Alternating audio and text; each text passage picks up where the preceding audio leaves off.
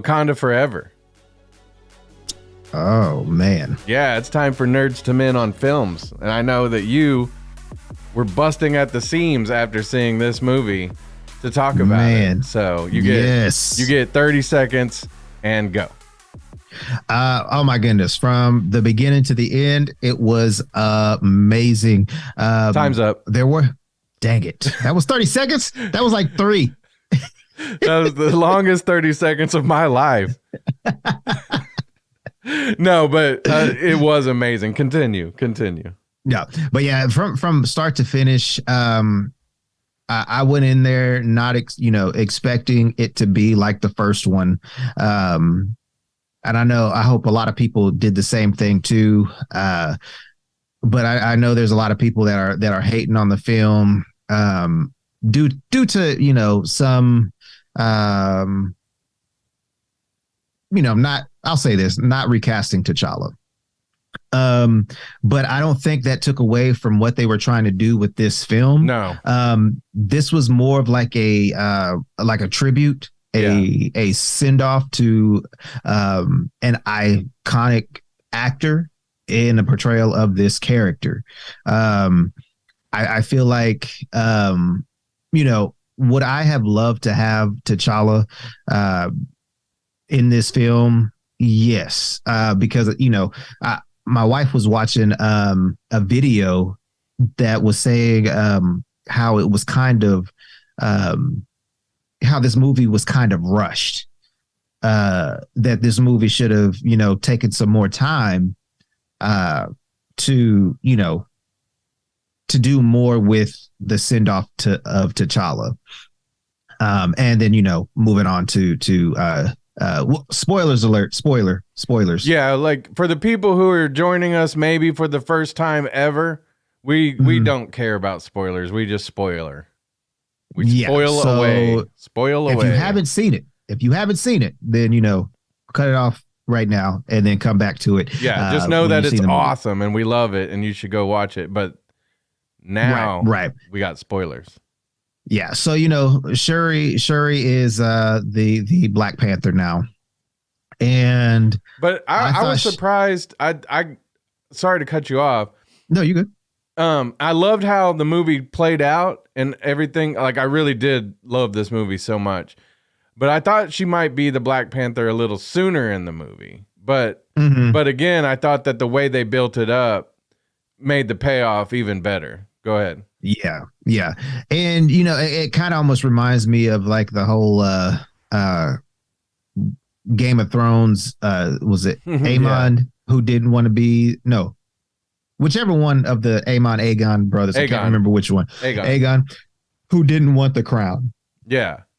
And, the whole film was basically Shuri trying to cope with the loss of her big brother, who, as we found out, taught her everything that she knows. Well, I wouldn't say everything she knows, but, basically has taught her from a young child to where she is today. And then, not being able to save him when, she's the smartest person in Wakanda, and not being able to help her brother. So this movie was amazing. Just fighting herself, basically, not knowing really what to do or how to do it, because I've never had a big brother to look after me like that, for me to be like, man, I know what she's going through, or how to really relate to what she's going through. But I wish a couple things that I didn't really care for is what you had brought up, is that she didn't become Black Panther until later in the film. I would say third act basically of the film. So what I have loved to see more of her at the beginning, or not the beginning, I'll say in the middle of the film. Most definitely. Because I think she did amazing as the Black Panther. It was totally different. We saw who she saw on the ancestral plane, which is amazing to me because I did kind of call it, even though I said, there's a rumor that Michael B. Jordan was coming back as Killmonger. Mm-hmm.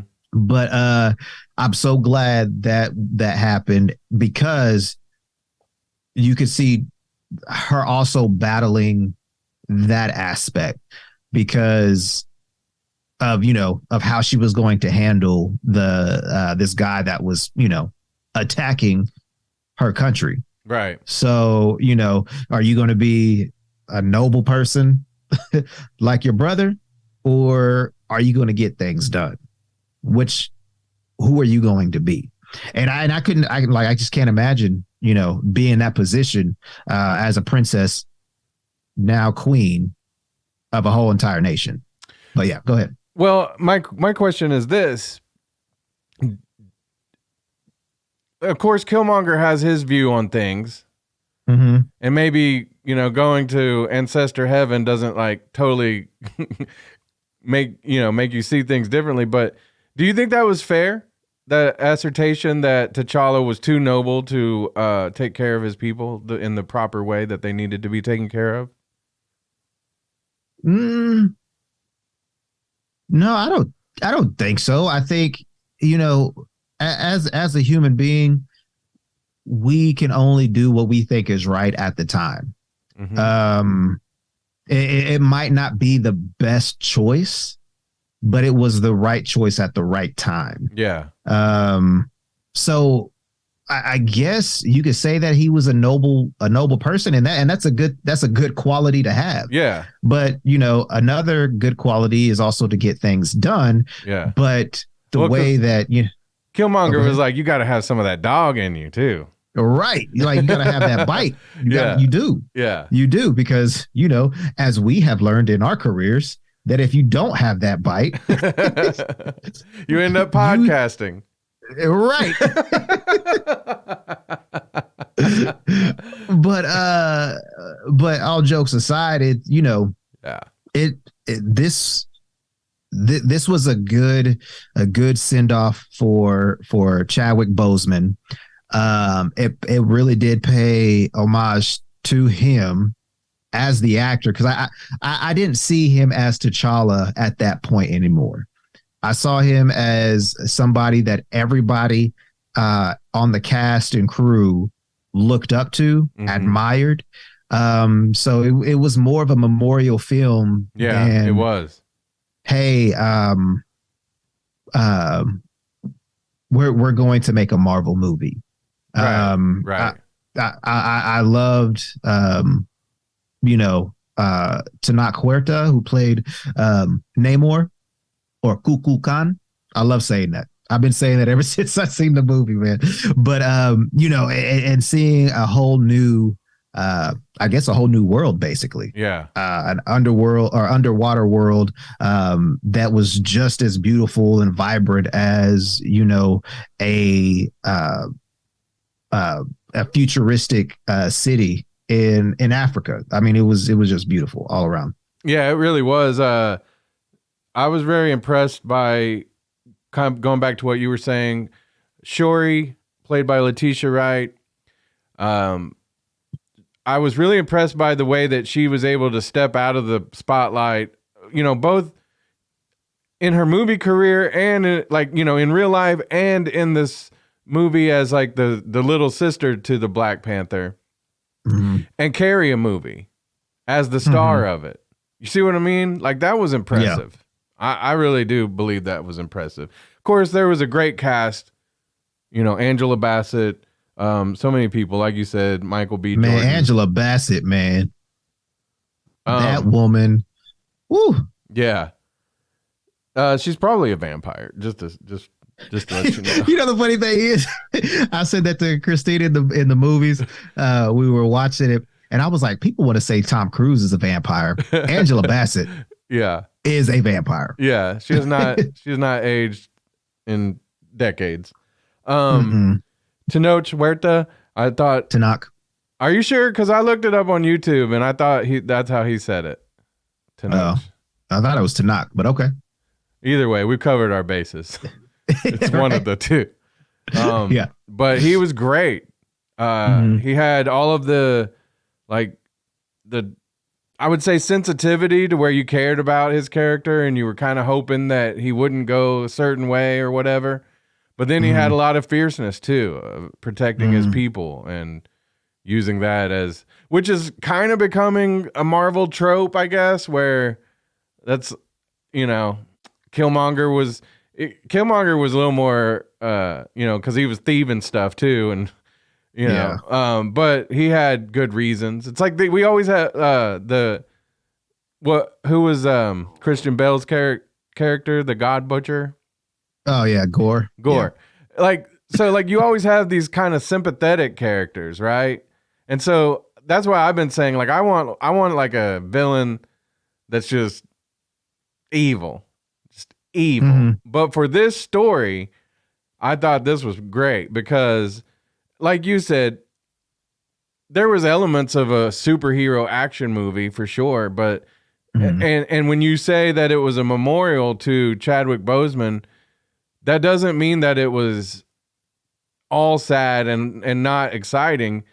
But Mhm. and I went into it like this is a 2 hour and 40-minute movie. Like, man, if it's not really good, I'm gonna be bored because Mhm. like I was super bored by Love and Thunder. Two different movies, Yeah. but I was. And so I was like, man, if this one's gonna be boring at all, I'm gonna be really like, that's a long time. You know what I mean?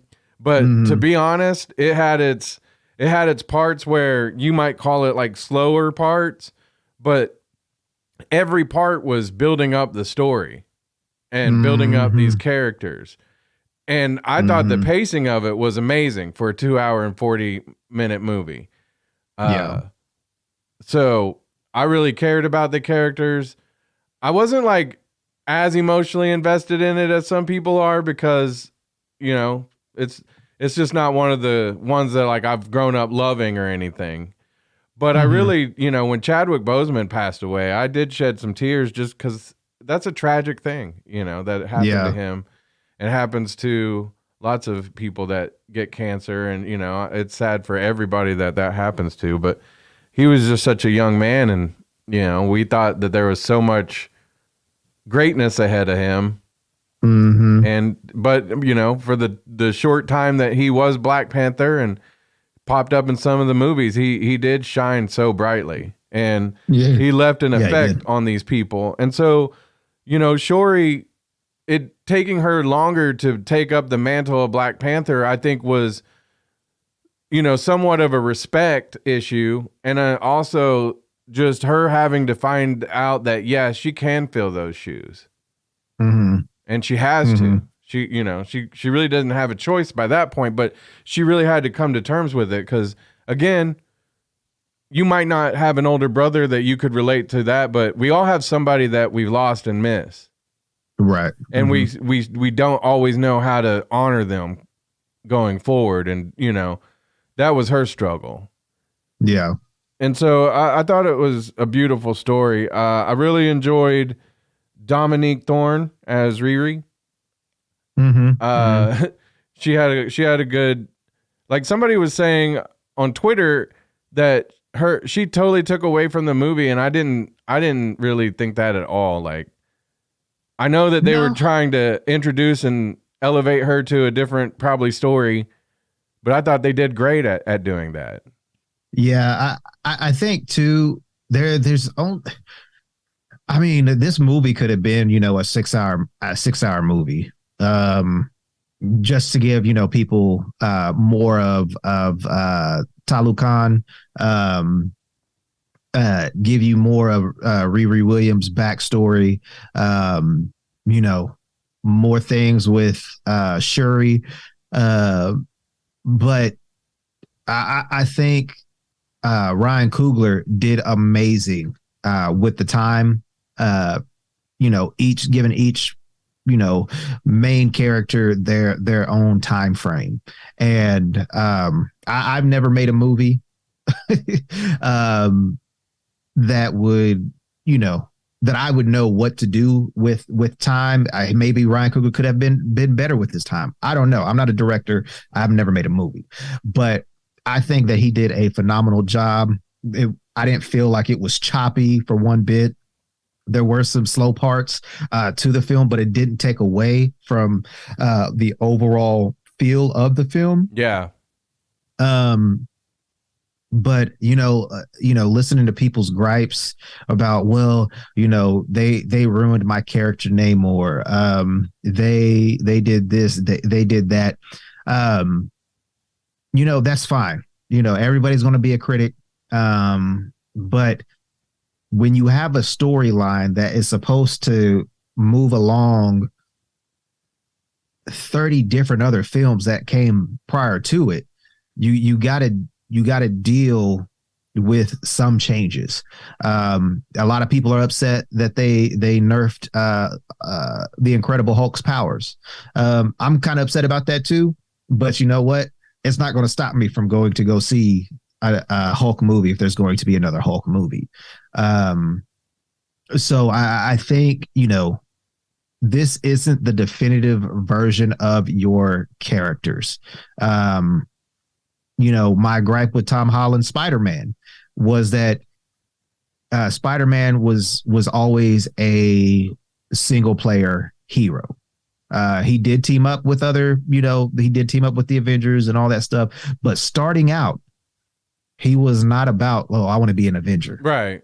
So, that was my only gripe with Spider-Man. But again, that's not going to stop me from enjoying and seeing what these other people are doing with the character.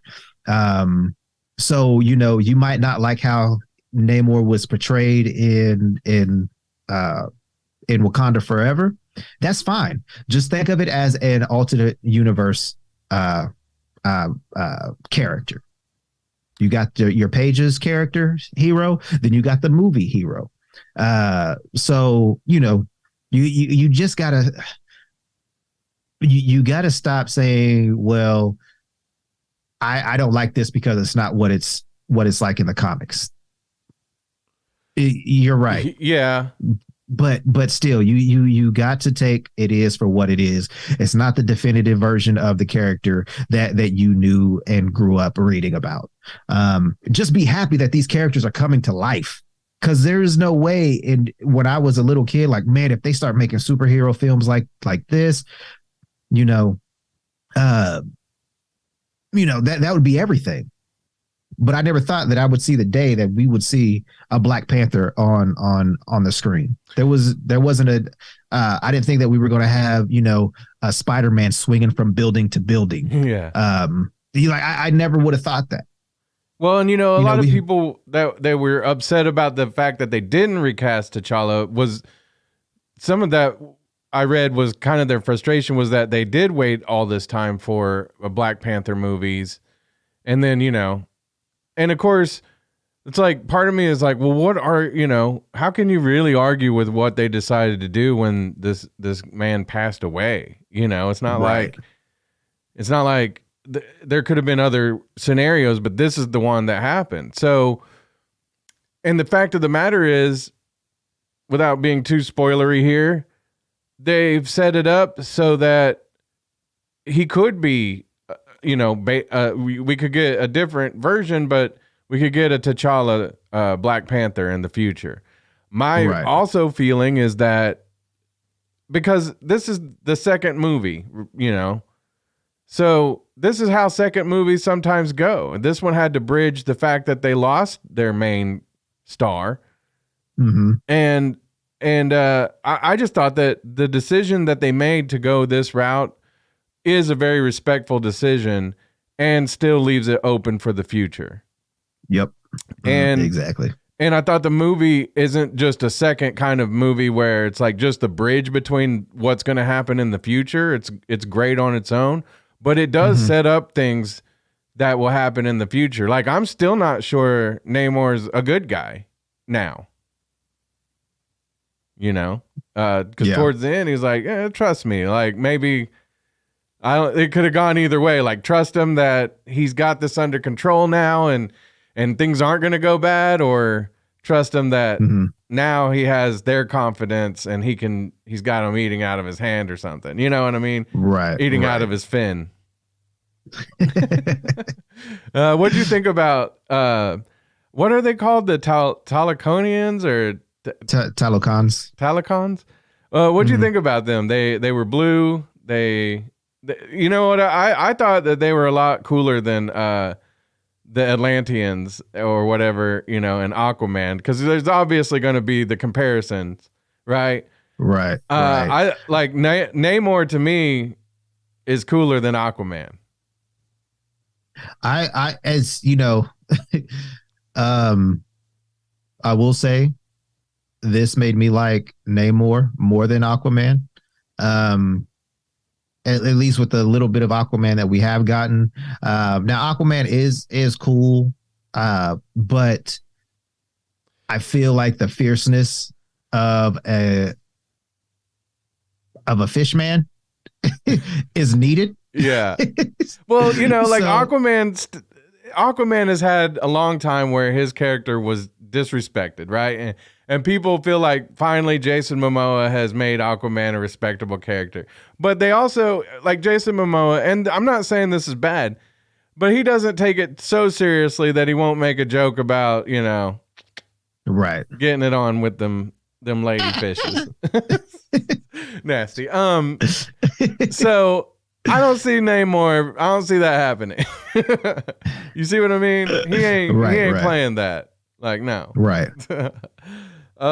Yeah. Anything else? Let's see. Yeah. So that basically. Oh, Nakia. I was so glad to see that she was back. Played by the wonderful Lupita Nyong'o. Nyong'o. Yeah, you are over here thirsting for some Lupita. Yes. And she was there, and I am for it. I wanted to see her in many more movies. And if she needs comforting, I am here. Okay? Get out. Lupita Reed, call me. Call me. Not that you gave her your last name. What? I'm just saying. You already know. I have already told you what I was looking forward to the most in that movie. I was not let down. And she's single now, so that was heartless. Anyway. Dang, bro. But I really loved it. You know, it's kind of hard to say right now, like to rank all the Marvel movies over and over again as a new one comes out, because sometimes there's that, ooh, it was just new. But yeah, I really do think that this one's going up in my top 10 because it was just such a well-written movie, in my opinion, and very well executed. And I think it was just great as a movie. If you're not, it'd be hard not to, but if you weren't looking at it as just a Marvel movie, I think it's a really good movie. Mm-hmm. Captured a lot of great emotions, took you on a ride. So there were some humorous parts, but it wasn't leaning very heavy on any kind of humor at all, you know? No, there was some humor in it, but, you know, it was a fantastic movie. Mm-hmm. I am definitely going to go see it again. I'm not sure when, but yeah, if you haven't seen the movie yet, go check it out. If you haven't seen it yet and you're this far, then we've spoiled the whole movie for you, but right. But you need to go see it. Yeah. And I checked earlier this morning, you know, what the box office is worldwide, globally, it's at 330 million. Yeah. Yeah. So that's, you know, a lot of people, even though some people are like, you know, I'm not going to go see it. I mean, that's fine. You know, do you, it's your money. But that's quite a bit of money first few days. And that's not even counting today. So that's Thursday, Friday, and Saturday. Yeah. So 330 million, I can only imagine what it's going to be. It might be another $1 billion film. It might. I don't know.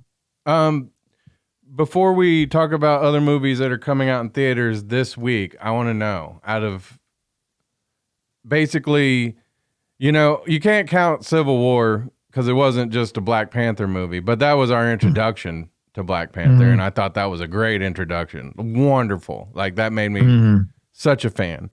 And then you got the Black Panther movie and this one. Which is your favorite out of all of them? I would have to say Black Panther. The first one still? Yeah. Okay.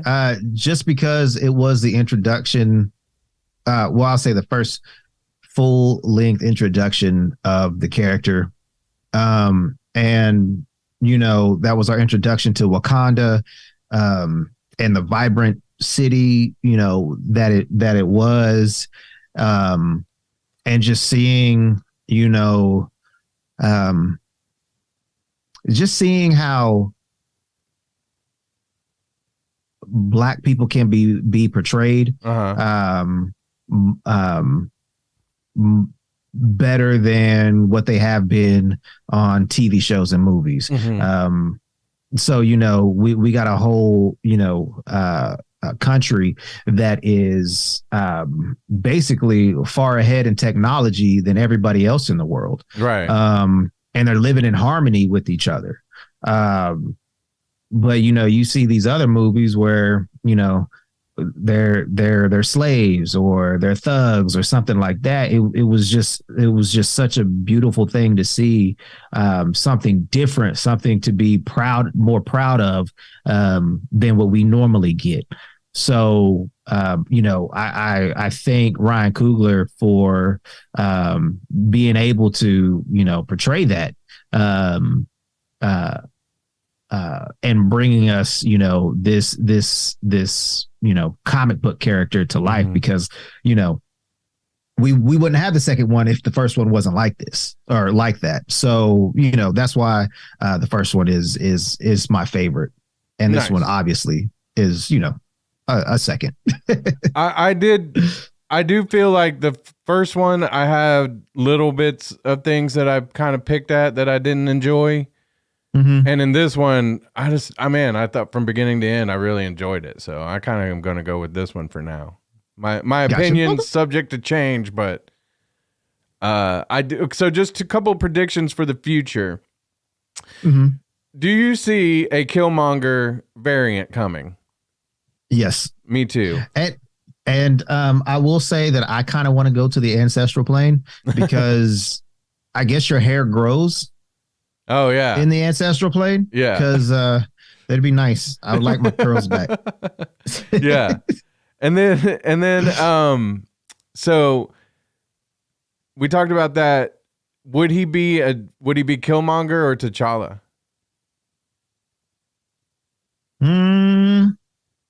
I think it would only work if he was Killmonger. I don't think him being T'Challa would work. Right.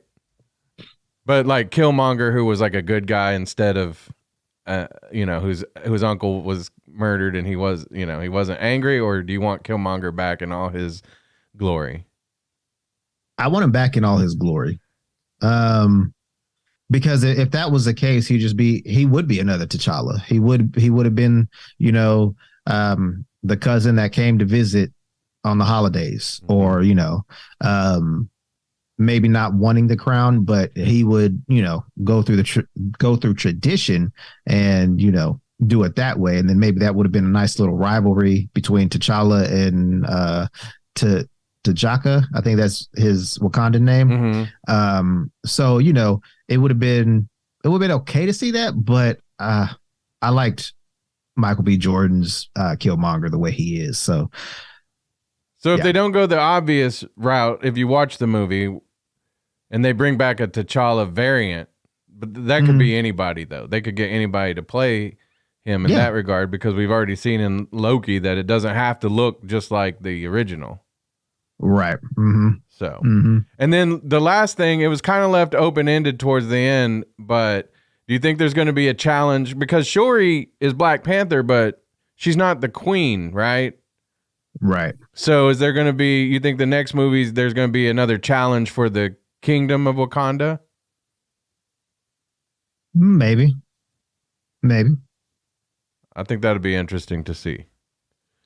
All right, some movies that are coming out in theaters this week for everybody who's into that kind of thing. Poker Face actually comes out on the 16th. This one looks pretty good. It's Russell Crowe, Liam Hemsworth. Kind of gives me that Casino Royale kind of vibe, you know. It's around a poker game, and it's not just going to be like a cheery, happy affair where Brad Reed wins the house and then goes home. You know what I mean? Which is how it goes in real life. Also, the RZA is in this movie.